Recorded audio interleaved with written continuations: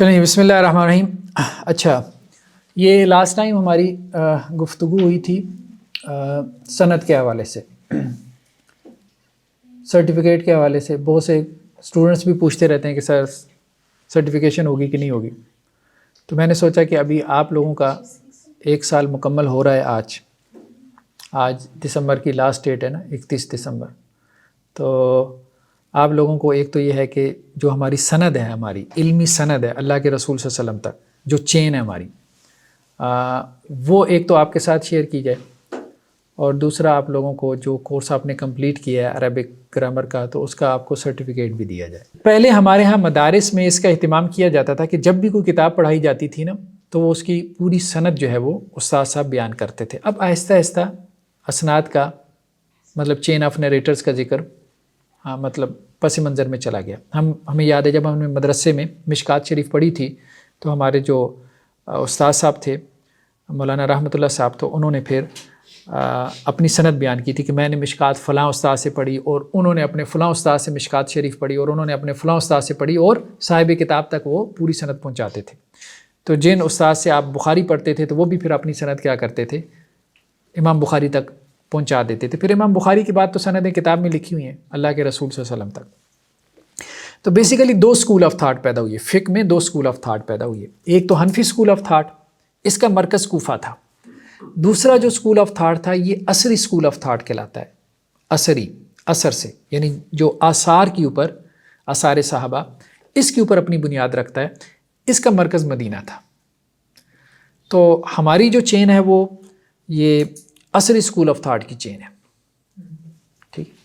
تو اللہ کے رسول صلی اللہ علیہ وسلم سے حضرت عمر رضی اللہ عنہ نے علم حاصل کیا. ٹھیک ہے. حضرت عمر بن خطاب، بہت سی احادیث ان سے مروی ہیں، دوسرے خلیفہ ہیں. حضرت عمر بن خطاب سے پھر ان کے بیٹے عبداللہ بن عمر، انہوں نے علم حاصل کیا. ٹھیک ہے. عبداللہ بن عمر کے آگے ایک آزاد کردہ غلام تھے نافع. امام نافع نے پھر عبداللہ بن عمر سے علم حاصل کیا. بہت معروف ہیں امام نافع جو ہے. یہ گولڈن چین بھی بولتے ہیں. ہاں، اس کو گولڈن چین بھی بولتے ہیں. امام نافع کے شاگرد تھے امام مالک. امام مالک جو مالکی اسکول آف تھاٹ کے بانی ہیں. امام مالکی اسکول آف تھاٹ زیادہ تر فالو کیا جاتا ہے افریقہ میں. افریقن کنٹریز اکثر مالکی ہیں، اور ادھر جو ہمارے ہاں یہ دور کے بلاد اسلامیہ کے جو ممالک ہیں، یہ الجزائر، تیونس، مراکش، لیبیا، تو موریتانیہ، یہاں پہ بھی مالکی اسکول آف تھاٹ بہت زیادہ ہے. تو زیادہ تر افریقن کنٹریز زیادہ تر مالکی ہیں. تو امام مالک نے پھر کتاب لکھی تھی موطا امام مالک. حدیث کی کتاب ہے جو آج ہمیں مل بھی جاتی ہے. تو امام مالک اور اللہ کے رسول صلی اللہ علیہ وسلم کے درمیان آپ یوں کہہ لیں کہ 2 واسطے ہوتے ہیں. امام مالک امام نافع سے نقل کرتے ہیں، اور امام نافع عبداللہ بن عمر سے، اور عبداللہ بن عمر ڈائریکٹ بھی نقل کرتے ہیں اللہ کے رسول صلی اللہ علیہ وسلم سے. ڈائریکٹ بھی نقل کرتے ہیں، لیکن اپنے والد صاحب کے واسطے سے بھی نقل کرتے ہیں. جیسے حدیث جبریل ہے، وہ اپنے والد کے واسطے سے نقل کی ہے. تو اللہ کے رسول وسلم کے بعد حضرت عمر بن خطاب ہیں، پھر اس کے بعد عبداللہ بن عمر ہیں، پھر امام نافع ہیں، پھر اس کے بعد امام مالک ہیں. امام مالک تو امام مالک ہیں، سب کو پتہ ہے. امام مالک کے شاگردوں میں امام شافعی ہیں. انہوں نے ایک اور اسکول آف تھاٹ کی بنیاد رکھی، امام شافعی. ٹھیک ہے. مدنی بغدادی. ہاں، یہ اس لیے کہ سینٹر چینج ہو رہا ہے. ابھی تک مدینہ سینٹر تھا، ابھی تک مدینہ سینٹر تھا. ٹھیک ہے. یعنی آپ سلم بھی مدینہ میں، حضرت عمر بن خطاب کا جو دارالخلافہ تھا، کیپٹل مدینہ تھا. حضرت عبداللہ بن عمر کی لائف بھی مدینہ میں گزری، امام نافع کی بھی مدینہ میں گزری. امام مالک بھی مدینہ کے ہی عالم تھے. امام مالک کی ساری زندگی مدینہ میں گزری. یہاں تک کہا جاتا ہے کہ انہوں نے زندگی بھر مدینہ سے باہر قدم نہیں رکھا. ٹھیک ہے. ہاں، وہ تو حج تو ایک علیحدہ بات ہے، اس کے علاوہ انہوں نے مدینہ سے باہر قدم نہیں رکھا. ان کے شاگردوں میں پھر امام شافعی ہیں. تو امام شافعی نے مدینہ میں آ کے علم حاصل کیا تھا امام مالک سے، اور پھر یہ بغداد میں گئے. بغداد کے بعد امام شافعی پھر مختلف علاقوں میں گئے، مصر میں بھی گئے. اس لیے مصر میں شافعی فقہ بہت پھیلی. انڈونیشیا، ملائیشیا، مصر وغیرہ، یہ سارے شافعی المسلک ہیں، شافعی اسکول آف تھاٹ کو فالو کرتے ہیں. تو امام شافعی جو ہے وہ مدینہ میں آئے تھے امام مالک سے علم حاصل کرنے کے لیے. پھر اس کے بعد جو ہے وہ بغداد میں گئے. تو بغداد میں پھر امام احمد بن حنبل نے ان سے علم حاصل کیا. تو امام احمد بن حنبل ایک تیسرا اسکول آف تھاٹ تھا، یعنی ایک دوسرے کے شاگرد بھی ہیں اور انہوں نے ایک اور اسکول آف تھاٹ کی بنیاد بھی رکھی. جیسا کہ ہمارے یہاں سعودی عرب میں، گلف کنٹریز میں زیادہ تر حنبلی اسکول آف تھاٹ کو فالو کیا جاتا ہے. پھر امام احمد بن حنبل کے جو شاگرد تھے ابو بکر المروزی، تو یہ مروزی اصل میں یہ ایک شہر تھا ماوراء النہر کا. ماوراء النہر کسے کہتے ہیں؟ آپ کی فقہ کی کتابوں میں نا اس کا بڑا جو ہے وہ ایک اس اصطلاح کا استعمال ہوتا ہے ماوراء النہر. اصل میں ایک تو خراسان کا علاقہ تھا. خراسان کا علاقہ یہ ہے کہ ایران کا، اور یہ جو ایران اور اسی طرح سے کچھ افغانستان کا علاقہ، یہ بیسیکلی خراسان کا علاقہ کہلاتا تھا. اور یہاں پہ آگے پھر دو دریا ہیں، دریائے آمو، سیہون اور جیہون کہتے ہیں، دو دریا. تو دریائے آمو سے اس پار جو علاقہ تھا اس کو ماوراء النہر کہتے تھے. اس میں یہ جو سینٹرل ایشیا کی یہ جو ریاستیں تھیں جو روس سے آزاد ہوئیں، تو یہ زیادہ تر اس کے بڑے شہروں میں تاشکند تھا، بخارا تھا، تو ہاں ترمز تھا، سمرقند تھا، تو ان میں سے ایک یہ بھی شہر تھا. تو یہ چونکہ وہاں کے تھے تو اس لیے مروزی کے لائے، یعنی شہر کی طرف نسبت ہے. امام ابو بکر الخلال البغدادی، یہ پھر ان کے شاگرد تھے. ٹھیک ہے. خلال چونکہ انہوں نے بہت زیادہ محفوظ کیا امام احمد بن حنبل کی فقہ کو، تو اس نسبت سے ان کو خلال کہا گیا. حافظے کے لیے بھی یہ لفظ بولا جاتا ہے. اچھا، ان کے ایک تھے غلام الخلال. یہ غلام اردو کے معنی میں غلام نہیں ہے، غلام لڑکے کو کہتے ہیں، یعنی اتنا زیادہ انہوں نے ان سے پڑھا کہ وہ ان کے بیٹے ہی معروف ہو گئے. غلام الخلال، شیخ غلام الخلال کے پھر آگے شاگرد تھے ابن حامد الوراق. وراق کہتے ہیں یہ، یعنی یہ کاتب تھے. اچھا، پرانے جو ہمارے بڑے بڑے علماء تھے نا، وہ مطلب کوئی نہ کوئی سکل ان کے پاس ہوتی تھی جس کے ذریعے سے انہوں نے اپنا مطلب خرچ وغیرہ چلانا ہوتا تھا. تو ابن حامد جو تھے یہ ایک طرف تو بہت بڑے فقی تھے. اچھا، یہ جو ساری چین ہے نا، اس میں آپ دیکھیں گے کہ یہ حنبلی اسکول آف تھاٹ کی چین ہے. ٹھیک ہے. اور بھی چینز ہیں مطلب جن کے ذریعے سے ہمارا علم جو ہے وہ اللہ کے رسول صلی اللہ علیہ وسلم تک پہنچتا ہے. تو ابن حامد الوراق الحنبلی، ان کے استاد سے پھر ابو یعلا الفراء، یہ قاضی بھی تھے، قاضی تھے، اور دوسری طرف الفراء، فراء کہتے ہیں یہ کھالوں کا کاروبار کرتے تھے. ان کے پھر استاد سے ابن عقیل الحنبلی، یہ سارے بغداد میں تھے. ساری یہ ان کے شاگرد تھے نا، یہ آگے شاگرد چل رہے ہیں نا. شیخ غلام الخلال کے شاگرد تھے ابن حامد الوراق، ان کے شاگرد تھے ابو یعلا الفراء، ان کے شاگرد تھے ابن عقیل الحنبلی. پھر ان کے شاگردوں میں ابن جوزی اور شیخ عبد القادر جیلانی. اچھا ہاں، یہ ساتھ میں ٹائم لائن بھی ہو جاتی تو ذرا تھوڑا سا. ٹائم لائن اصل میں یہاں نقل نہیں ہو رہی تھی، وہ نیچے موجود ہے. یعنی آپ کی جو سند ہے نا اس میں ٹائم لائن موجود ہے.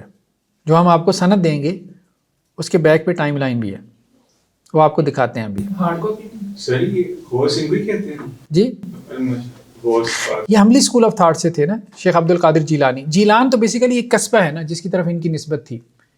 ٹھیک ہے. ابن جوزی، جوز کہتے ہیں اخروٹ کو. کہا جاتا ہے کہ ان کے علاقے میں اخروٹ کا درخت صرف انہی کے گھر تھا، اس لیے ان کو ابن الجوزی کہتے تھے. شیخ عبد القادر کو نہیں، علامہ ابن الجوزی کو. یہ جنہوں نے تلبیس لکھی ہے. ہاں، جنہوں نے تلبیس ابلیس لکھی. علامہ ابن جوزی بہت معروف ہیں، ان کی کئی کتابوں کا اردو میں ترجمہ ہو چکا ہے. یہ دونوں بیک وقت شاگرد تھے، یعنی کہ ابن عقیل الحنبلی. ہاں جی، یہ دونوں شاگرد تھے. نہیں، شاگرد تو بہت ہوتے تھے، ہم ذرا معروف کا تذکرہ کر رہے ہیں. جن سے وہ چینج. ہاں، سر آپ نے کہا یہ حنفی چین چل رہا ہے، حنبلی اسکول آف. اندر پھر شافعی اور وہ مالکی وہ بھی تو سارے آ رہے ہیں، تو وہ ایک کریٹ کرتے ہیں پیچھے. تو وہ یہ ہے نا کہ امام احمد بن حنبل کے بعد پھر سارے آگے حنبلی ہیں. اوپر اس سے حنفی چلتی ہے اور نیچے ان سے حنبلی. حنفی نہیں ہے، یہ حنفی تو علیحدہ چین ہے. اس کا نام کیا تھا؟ جی، ان کا نام کیا ہے؟ دیکھیں نا، دو بڑے اسکول آف تھاٹ پیدا ہوئی ہے فقہ میں. دو بڑے اسکول آف تھاٹ پیدا ہوئی ہے. ایک جس کا مرکز کوفہ تھا تو ان کو اہل الرائے کہتے تھے. اہل الرائے میں پھر ایک بڑا نام امام ابو حنیفہ علیہ رحمہ کا ہے، اور ان کے پھر شاگرد تھے قاضی ابو یوسف، امام محمد، ان کا مرکز ان کا سینٹر کوفہ تھا. کوفہ کہاں پر ہے؟ عراق میں. ٹھیک ہے. دوسرا جو بڑا اسکول آف تھاٹ فقہ میں پیدا ہوا تھا وہ اس کا مرکز مدینہ تھا, اس کا سینٹر مدینہ تھا. تو وہ امام مالک سے پیدا ہوا. امام مالک کے پھر شاگرد تھے امام شافعی. امام شافعی نے دونوں جگہ جا کے علم حاصل کیا. امام شافعی کا اوریجن یہ نہیں ہے, مدینہ نہیں ہے. ٹھیک ہے. امام شافعی بیسیکلی مدینہ گئے امام مالک سے علم حاصل کرنے کے لیے, پھر وہ عراق میں گئے اور وہاں جا کے امام ابو حنیفہ تو اس وقت نہیں تھے, ان کے شاگرد تھے امام محمد, ان سے انہوں نے علم حاصل کیا. تو امام شافعی نے دونوں اسکول آف تھاٹ سے استفادہ کیا. ڈومیننٹ ان میں جو ہے وہ مطلب کہ مدینہ کا مرکز, اس لیے ہم نے ان کو مدینہ میں لیا. جی جی. اور امام شافعی سے پھر امام احمد بن حنبل نے علم حاصل کیا نا. ٹھیک ہے. تو اوپر آپ نے دیکھا نا, پھر امام احمد بن حنبل سے پھر ابو بکر المروزی. بہت سے شاگرد تھے. امام احمد بن حنبل کے شاگردوں میں امام بخاری بھی ہیں, لیکن ہم ذرا اس کو فقہی اعتبار سے دیکھ رہے ہیں نا, کمپیریٹو فقہ اعتبار سے. ٹھیک ہے. پھر امام مروزی کے شاگرد تھے ابو بکر الخلال. انہوں نے حنبلی فقہ کی جمع تدوین کا کام کیا بہت زیادہ. پھر ابو بکر خلال کے شاگرد تھے غلام الخلال. پھر ان کے شاگردوں میں ابن حامد الوراق تھے. پھر ان کے شاگردوں میں ابو یعلا الفراء تھے. پھر ان کے شاگردوں میں ابن عقیل حنبلی تھے. پھر ان کے شاگردوں میں ابن جوزی بھی تھے اور شیخ عبد القادر جیلانی بھی تھے. ٹھیک ہے. تو اب بریلویوں کو بھی ہم سے علم حاصل کرنا چاہیے. یہ کنٹمپریری بھی تھے. یہ ان کے امام ہمارے استادوں میں ہیں. یہ ایک ہی ٹائم کے تھے سر, ابن جوزی. جی جی جی, ایک کنٹمپریری ہے, کنٹمپریری ہیں یہ. 606 میں ان کی وفات ہوئی نا ابن جوزی کی, 606 ہجری. ابن قدامہ الحنبلی, ٹھیک ہے, انہوں نے بھی بہت حنبلی فقہ کا کام کیا. اچھا, یہاں اب بغداد سے شفٹ ہو گیا, مرکز کہاں؟ دمشق. ابن قدامہ کے پھر شاگرد تھے فخر ابن البخاری. پھر فخر ابن البخاری کے شاگرد تھے ابن تیمیہ. ٹھیک ہے. ابن تیمیہ کے شاگردوں میں ابن قیم الجوزیہ. ان کو جوزیہ کیوں کہتے ہیں؟ جوزیہ بیسیکلی ایک مدرسہ تھا. ان کے والد اس مدرسے کے وہ تھے, ایڈمنسٹریٹر تھے. قیم کہتے ہیں ایڈمنسٹریٹر کو. تو ابن قیم محتمم کا بیٹا. آپ سمجھ؟ جوزی پیچھے اخروٹ ہے, یہ جوزی ہے, ایک فرق ہے. ہاں, جوز اصل میں اخروٹ کو کہتے ہیں نا. تو جوزی اس لیے کہا گیا ان کو کہ ان کے گھر میں اخروٹ کا درخت تھا اور اس پورے علاقے میں اخروٹ نہیں تھا, تو اس لیے ان کو ابن الجوزی کہا گیا. یعنی کوئی نسبت ہوتی تھی, کبھی شہر کے نام سے معروف ہو جاتے تھے. اب جیسے ابن تیمیہ کو دیکھیں, تیمیہ ان کی دادی کا نام ہے, ان کے نام سے معروف ہو گئے.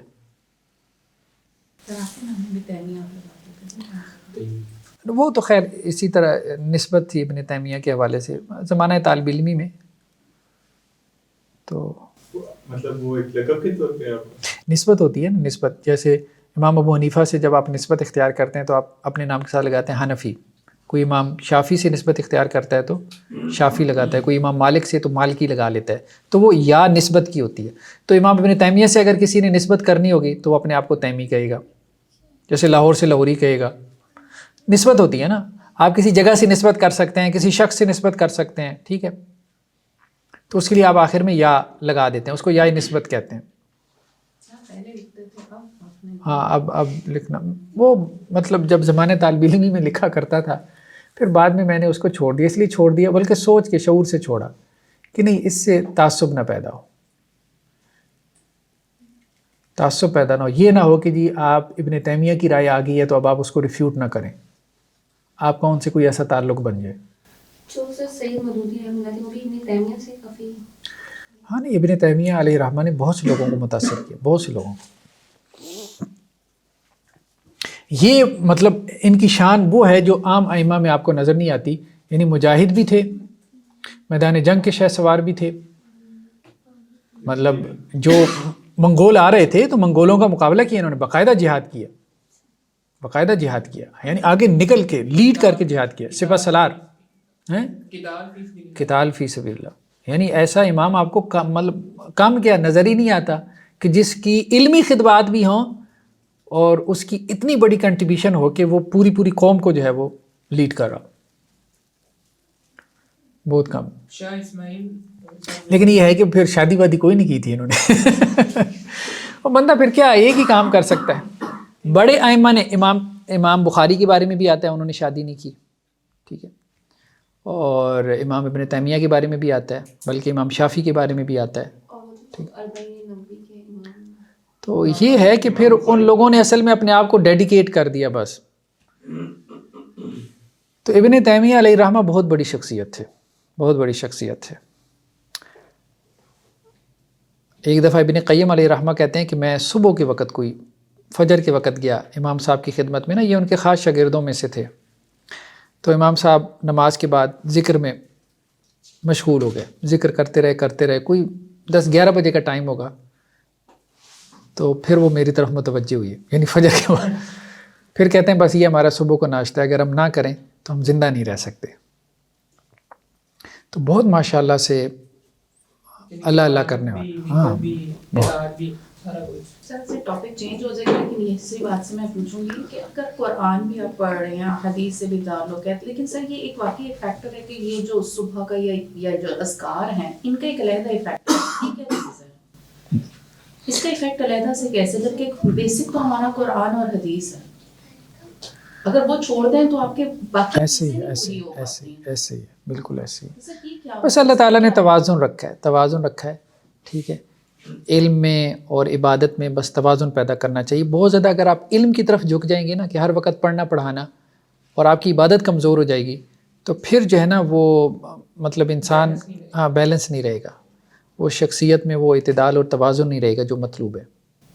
لیکن میں اذکار کا ہی پوچھنا چاہتی ہوں کہ اگر جیسا منزل کی ہی اگر سمپل ایک بات کریں، اگر جس کی عادت بن جائے کہ وہ چھوٹ جائے تو ایسے لگتا ہے کہ دن جو ہیں اس کے اندر سے وہ چیزیں کچھ نکل رہی ہیں. ایسے ہی بالکل ایسے ہی. اللہ سے تعلق کے لیے بہت ضروری ہے، صبح و شام کے اذکار وغیرہ بہت ضروری ہے، اور دعا کا اہتمام بھی بہت ضروری ہے. صبح شام کی دعا پر ہاں بس صرف علم کے اوپر ہی صرف اکتفا نہ کر لے، بلکہ ابن تیمیہ کے بارے میں ایک اور جگہ پہ ہے کہ وہ یہ کہتے ہیں کہ میں کسی آیت کی جب تفسیر کرنا چاہتا ہوں تو کوئی 100 کے قریب کتب کو دیکھتا ہوں. اب اس زمانے میں 100 بڑی بات تھی، کوئی پرنٹنگ پریس تو تھا نہیں، یعنی ایک آیت کی تفسیر کے لیے اتنی کتابیں میں دیکھتا ہوں. اس کے باوجود مجھے لگتا ہے کہ یہ آیت مجھ پہ کھل نہیں رہی.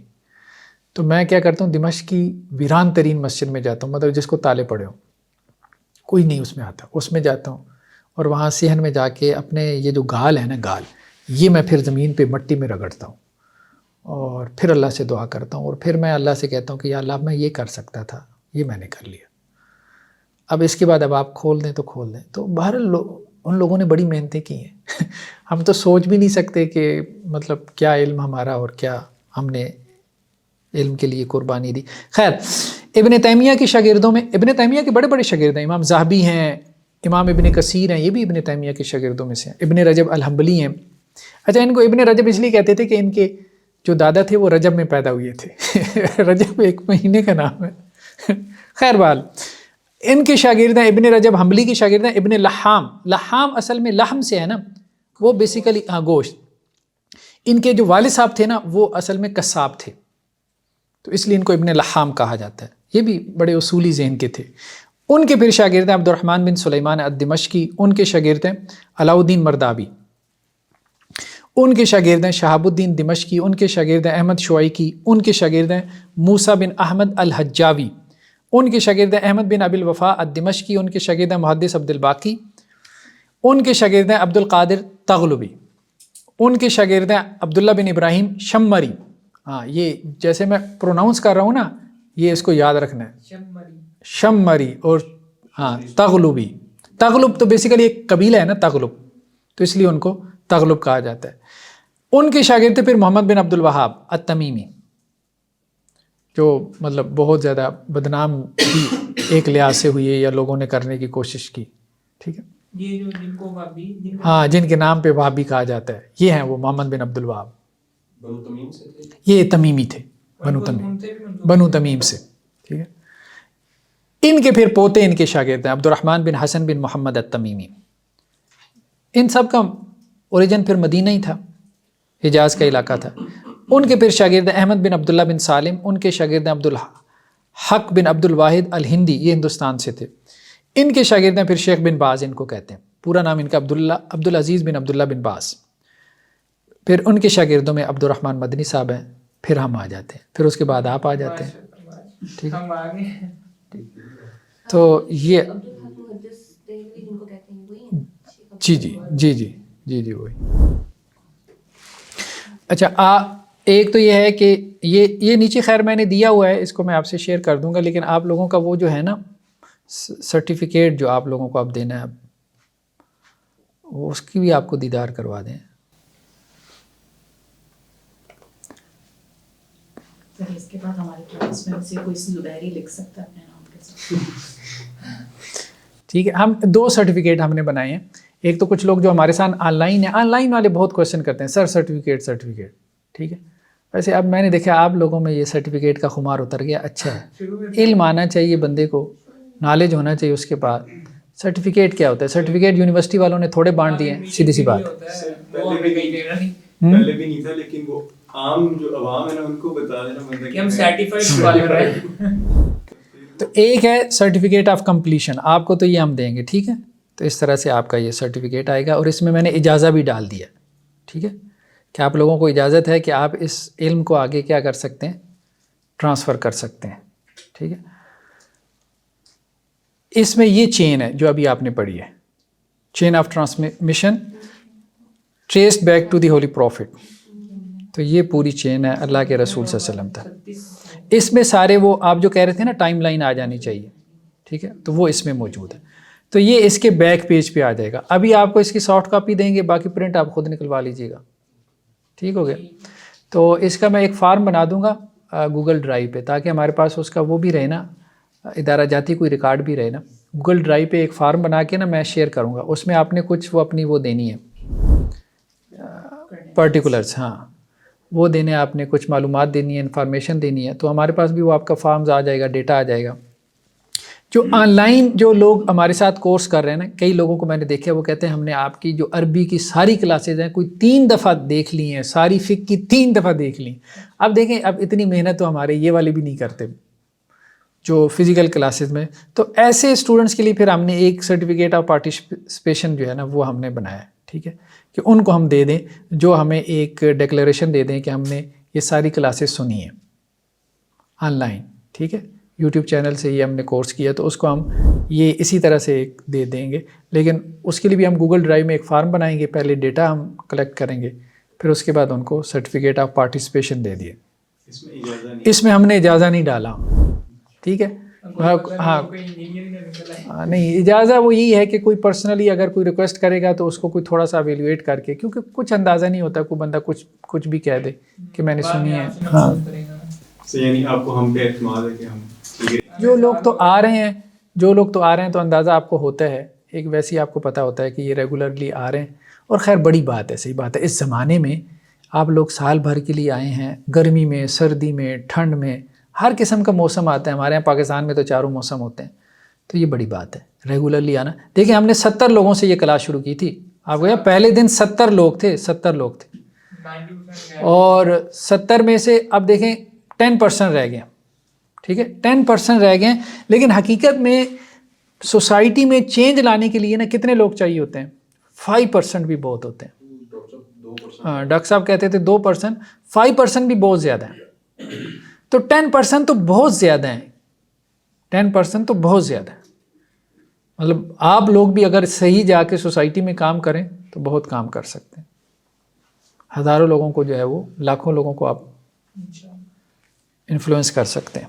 چلیں بہرحال یہ درمیان میں ایسی بات آ گئی اس کی کہ جی سند اور سرٹیفکیشن وغیرہ کی, تو یہ انشاءاللہ آپ سے شیئر کر دیں گے. اس کے بارے میں بتا دیں, جو آپ نے انسٹیٹیوٹ کا نام لکھا ہے. ہاں, انسٹیٹیوٹ, یہ ہم نے شروع میں نا اس کا نام رکھا تھا institute of Islamization of social sciences. اس پہ اصل میں میں نے کام کیا تھا کچھ, اسلامائزیشن آف سوشل سائنسز, یعنی سوشل سائنسز اور جو ہماری ہیومینٹیز کی علوم ہے نا, ان کو اسلامائز کرنے کی ضرورت ہے. اس کی وجہ کیا ہے؟ اس کی وجہ یہ ہے کہ ویسٹ میں اس وقت جتنی بھی سوشل سائنسز اور ہیومینٹیز, یہ سائیکالوجی ہو گئی, آپ کی ہسٹری ہو گئی, اکنامکس ہو گئی, یہ سب جو ویسٹرن پرسپیکٹیو ہے وہ کیا ہے؟ وہ سارا تو الہادی ہے, ایتھیسٹک اپروچ. ہاں, ایتھیسٹک اپروچ ہے. مطلب انہوں نے ایک اور کام کیا نا, انہوں نے ایوولوشن ہر چیز میں ڈال دیا, ہسٹری میں ایوولوشن ڈال دیا. ٹھیک ہے, ہیگل کی تھیری لے آئے, کارل مارکس کی تھیوری لے آئے, وہ سب کیا ہے, تھیسس اینٹی تھیسس سنتھیسس بنا, بس یہ تاریخ جو ہے نا وہ بس اسی کے اوپر حرکت کر رہی ہے. پالیٹکس میں ایوولوشن لے آئے, ٹھیک ہے, کہ پہلے جو ہے فیوڈل سسٹم تھا, پھر اس کے بعد جو ہے وہ اپنا آیا کیپٹلزم آیا, پھر اس کے بعد جو ہے وہ سوشلزم آ گیا. اسی طرح انسان جو ہے وہ اس کا پولیٹیکل سسٹم آہستہ آہستہ ایوالو کر رہا ہے, ٹھیک ہے. بایولوجی میں تو پہلی ایوولوشن تھا, آپ کی تھیوریٹیکل فزکس کے اندر ایوولوشن لے کے آ گیا, بگ بینگ کا نقطہ نظر, اور پھر یہ وہ, اور پتہ نہیں اب ہبل کیا کچھ کر رہی ہے, ٹھیک ہے. تو آپ دیکھیں گے کہ انہوں نے سائنسز ہوں یا سوشل سائنسز ہوں, ہر علم کو ایوولوشن کے اوپر کھڑا کر دیا. یعنی ایوولوشن کا ایک جو نظریہ ارتقاء تھا وہ ڈارون کا, وہ ڈارون بھی بیسیکلی تو پریسٹ تھا, ایک پادری تھا, آپ کہہ لیں مولوی تھا. وہ بہرحال ان کو ایک خزانہ ہاتھ لگ گیا, خدا کا تو انہوں نے انکار کرنا تھا, اس کے علاوہ ان کے پاس کوئی جسٹیفیکیشن نہیں تھی اپنی.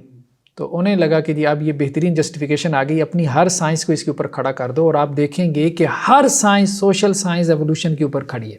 اور ہمیں کیا کرنا چاہیے, ہمیں جو کرنا ہے وہ یہ نہیں کہ ہم نے اس میں ہر سائنس میں, ظاہری بات ہے کوئی ہم نے کوئی قرآن اور حدیث ڈالنے کی بات, پرسپیکٹو دینا ہوتا ہے آپ نے.